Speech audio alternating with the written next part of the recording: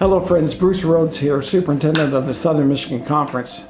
In today's Moment That Matters, I want us to reflect upon the word incarnation. The word incarnate literally means to become embodied in flesh. When we think of incarnation, we usually think about this word in conjunction with the Christmas season, don't we? In John's Gospel, the Message Bible translates chapter 1, verse 14, "The Word became flesh and blood and moved into the neighborhood. We saw the glory with our own eyes, the one-of-a-kind glory, like Father, like Son." As Christians, we believe in the divinity of Christ, that he was actually the second member of the Trinity and that he became physically embodied when he came to earth on his rescue mission. But I want us to think more expansively about this important word. I believe it's possible to be grateful for the physical embodiment of Jesus while remaining unaware of his physical embodiment within our churches. Most of us are familiar enough with our Bibles to know that a local church is described as the body of Christ. Think about that. When we gather as a community of faith, regardless of our size, our location, our language, culture, or even our denomination, we are to be the embodiment of Christ. In his first letter to the Corinthians, Paul wrote these words in chapter 12, verse 27, "Now you are the body of Christ, and each one of you is a part of it."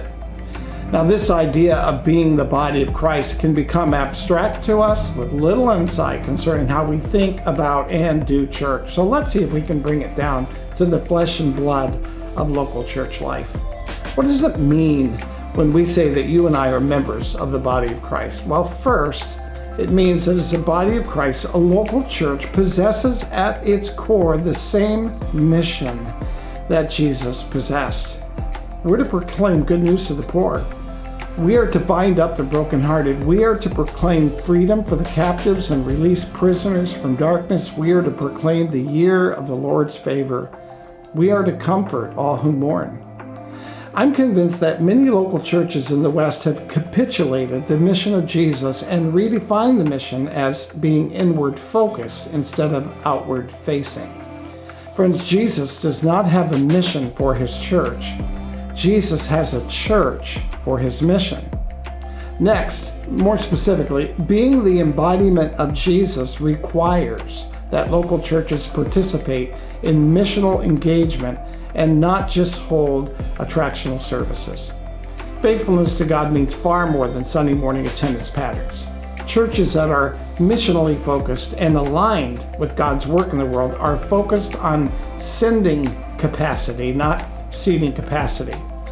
In their writings, authors and missiologists Michael Frost and Alice Hirsch place a fine point on this. They wrote, quote, "The missional church is incarnational, not attractional in its ecclesiology.